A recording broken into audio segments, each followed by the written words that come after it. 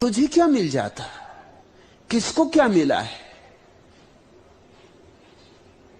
विवाह उनके लिए है जिनके पास बुद्धि की प्रखरता नहीं। जैसे जिस छुरी में धार ना हो उसको पत्थर पर घिसना पड़ता धार देने के लिए, जिस बुद्धि में धार नहीं होती उसको विवाह के पत्थर पर घिस के धार देना पड़ता। मगर कई तो ऐसे बुद्धू हैं कि विवाहों में घिस घिस के भी उन पर धार नहीं आती। पत्थरों में धार आ जाती है घिसते घिसते, उनमें धार नहीं आती। डब्बू जी एक बस में यात्रा कर रहे थे। बस में बड़ी भीड़ थी, बहुत भीड़ थी। अतः उन्हें बैठने के लिए जगह नहीं मिली थी। बस खड़े खड़े ही यात्रा कर रहे थे। उनके आगे ही एक सुंदर, आकर्षक और कोमलांगी युवती खड़ी हुई थी। अभी अभी घर से पत्नी से पिट के आए थे, मगर लोग सीखते कहां। बस की भीड़ के कारण डब्बू बार बार उस नवयौवना से टकरा रहे थे, जानबूझ के, और उन्हें कुछ आनंद भी आ रहा था उस महिला के संस्पर्श में। अंत में जब उस युवती ने देखा कि यह व्यक्ति तो उसे जानबूझकर धक्के मार रहा है, तो उसे बड़ा क्रोध आया और वह क्रोधित होकर बोली, इस तरह महिलाओं को धक्के मारते हुए शर्म नहीं आती? तुम इंसान हो या जानवर? इस पर डब्बू जी बोले, जी मैं इंसान और जानवर दोनों ही हूं। युवती तो बड़ी चौंकी। उसने आश्चर्य भरे स्वर में पूछा, इंसान हो यह तो समझ में आता, मगर जानवर कैसे? डब्बू जी मुस्कुराते हुए बोले, तू मेरी जान, मैं तेरा वर। अभी घर से पिट के आ रहे हैं।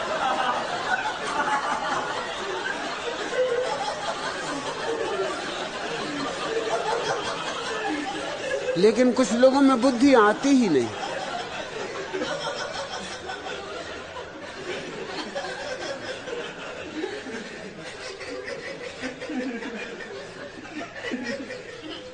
अच्छा हुआ ही ना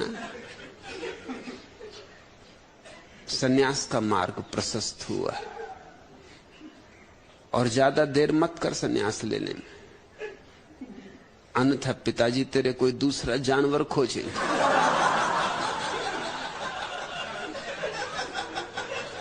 एक जानवर भाग गया, पिताजी इतने से तेरे हताश नहीं हो जाएंगे, वो कोई दूसरा खोजेंगे।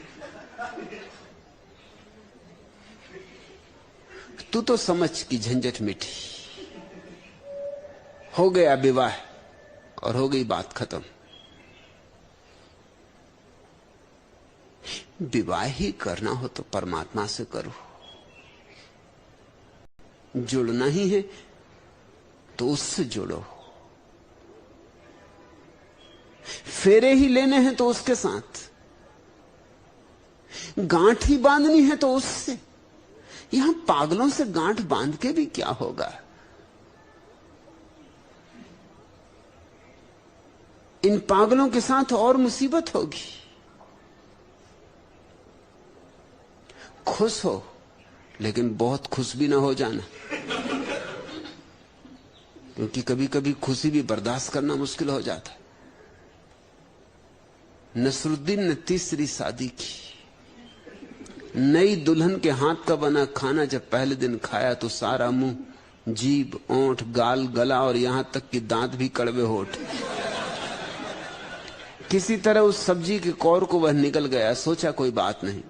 दूसरा और दाल का लिया तो मुंह भनभना गया। मिर्च ही मिर्च थी, दाल का तो नामो निशान नहीं। पेट में जलन होने लगी और आंखों में आंसू आने लगे। वह अपनी इस नई बीबी को नाराज करना नहीं चाहता था, इसलिए बोला, खाना तो बहुत अद्भुत बना है डार्लिंग। नई दुल्हन ने पूछा, फिर आंखों में ये आंसू कैसे? कुछ न पूछो प्रिय, मुल्ला ने बात संभाल ली, ये तो खुशी के आंसू। अच्छा तो और सब्जी दूं या थोड़ी दाल और ले लो? नहीं डार्लिंग, नसरुद्दीन ने रुमाल से आंखें पोंछते हुए कहा, मैं दिल का मरीज हूं, इतनी ज्यादा खुशी एक साथ बर्दाश्त न कर पाऊंगा।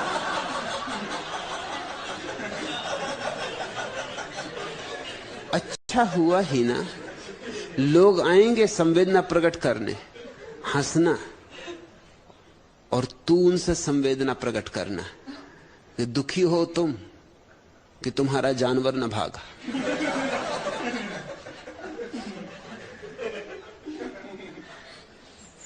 मेरा भाग गया, इसमें दुख का क्या कारण? जरूर लोग आ रहे होंगे, लोग बड़े अजीब हैं, ऐसे मौके नहीं छोड़ते। लोग आएंगे, संवेदना प्रकट करेंगे कि बेटी घबरा मत, दूसरा वर खोजेंगे, इससे भी अच्छा जानवर खोजेंगे। ये तो कुछ भी न था।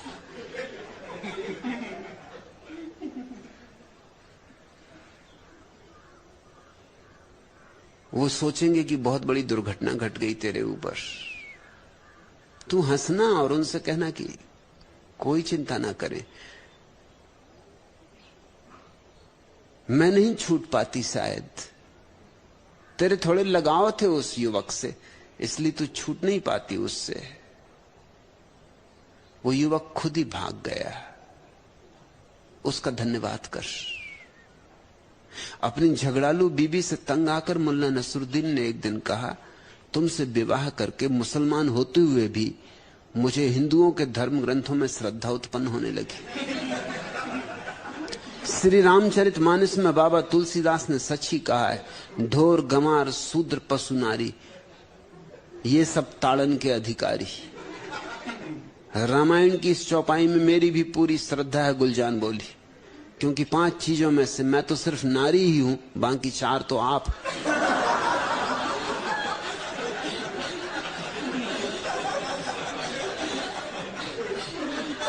ही ना हंस और आनंदित हो, जान बची और लाखों पाए, लौट के बुद्धू घर को आए। वो ताजमहल और ताजमहल होटल की रंगीनियां और बाराती और मेहमान और फुलझड़ियां और फटाके, उन सब में तू भटक जाती। इतना हमें विवाह के लिए आयोजन क्यों करना पड़ता है? इतना शोर शराबा क्यों मचाना पड़ता है? वो जो विवाह की बेहूदगी है उसको छिपाने के लिए, वो जो विवाह ला रहा है कष्टों का एक लंबा सिलसिला, उसको भुलाने के लिए।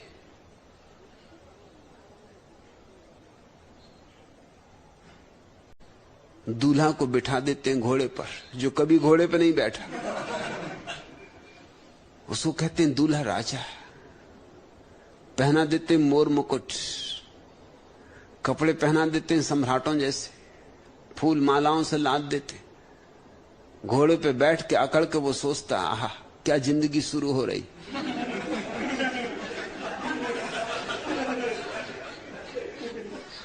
अरे घोड़े से पूछ कि ऐसे कितने बुद्धुओं को पहले भी पार करा चुका है।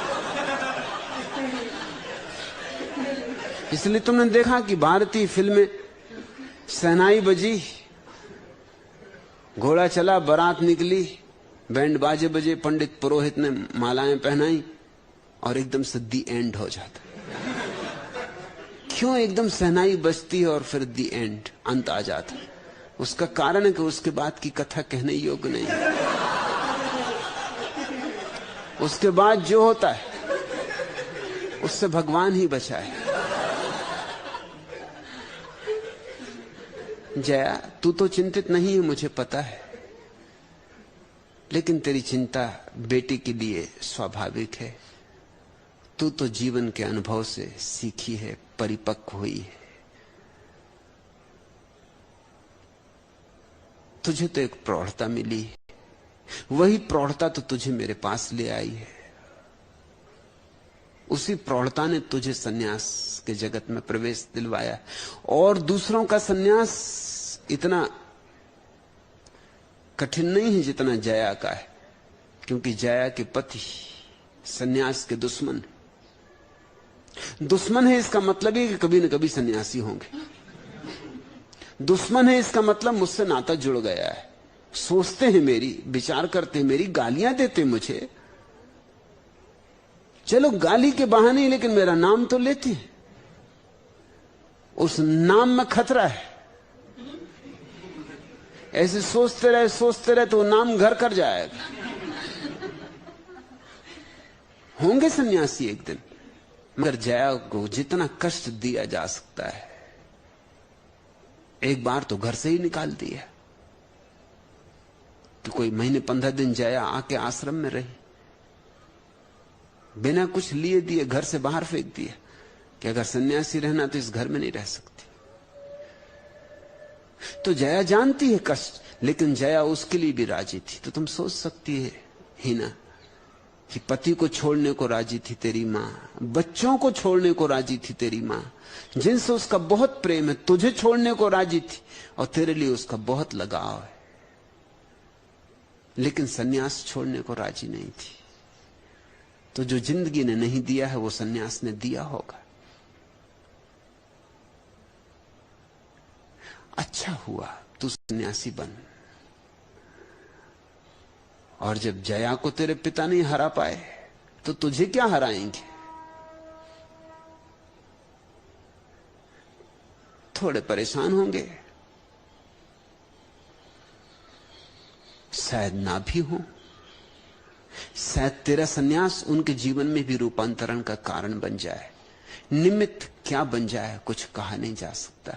कौन सी छोटी सी बात निमित्त बन जाएगी। एक तिनका कहते हैं ऊंट को बिठा देता है। मनोबोझ था और ऊंट नहीं बैठा, और एक तिनका और ऊंट बैठ गया। बस उतने ही तिनके की कमी थी। हो सकता है तेरा सन्यास उनके जीवन में भी एक नया द्वार खोल दे, इसलिए भयभीत ना हो। और ध्यान रखना कि मेरा सन्यास प्रेम के विरोध में नहीं है, मेरा सन्यास जीवन के विरोध में नहीं है। सन्यास के बाद भी तेरे जीवन में अभी प्रेम उठे तो प्रेम को जीना कोई मनाही नहीं है। सन्यासी हो गई तो कभी तू प्रेम को न जी सकेगी, ऐसा नहीं। सन्यासी होने का अर्थ ही है कि अब हम पूरे प्रेम को जिएंगे, समग्रता से जिएंगे। लेकिन विवाह की भाषा में सोचो ही मत।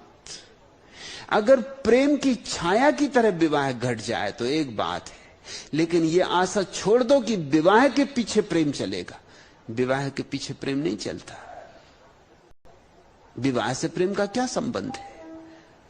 प्रेम के पीछे विवाह चल सकता है, लेकिन इससे उल्टा नहीं होता। और हम इससे उल्टा ही करने में लगे। हम पहले विवाह करते हैं, हम सोचते हैं कि विवाह होगा फिर प्रेम होगा। बस हमने गाड़ी के पीछे बैल जोत दिए। अब न गाड़ी चलेगी न बैल चलेगी। बैल नहीं चल सकते गाड़ी की वजह से, क्योंकि गाड़ी आगे जुती। और गाड़ी कैसे चले? क्योंकि उसके आगे बैल नहीं। अब एक कलह शुरू हुई। बैल गाड़ी के आगे होने चाहिए तो गाड़ी चल सकती है। प्रेम सूत्र है, अगर उसके पीछे विवाह आ जाए तो ठीक, अनिवार्य भी नहीं है। प्रेम बिना विवाह के भी जिया जा सकता है। सच तो यह है, विवाह कुछ ना कुछ प्रेम में अड़चने डाल देता है, क्योंकि विवाह के साथ आती हैं अपेक्षाएं,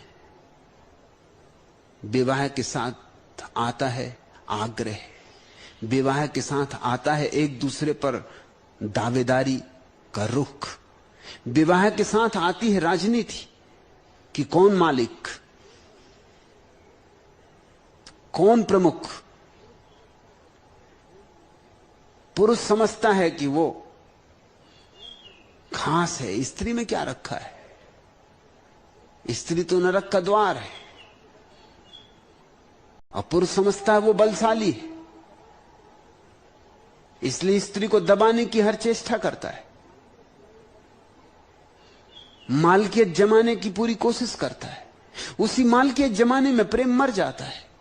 प्रेम तो फूल जैसी नाजुक चीज है, इस पे जोर से मुट्ठी बांधोगे मर जाएगा। और स्त्री भी पीछे नहीं है कुछ पुरुष से। वो उसकी अलग तरकीबें।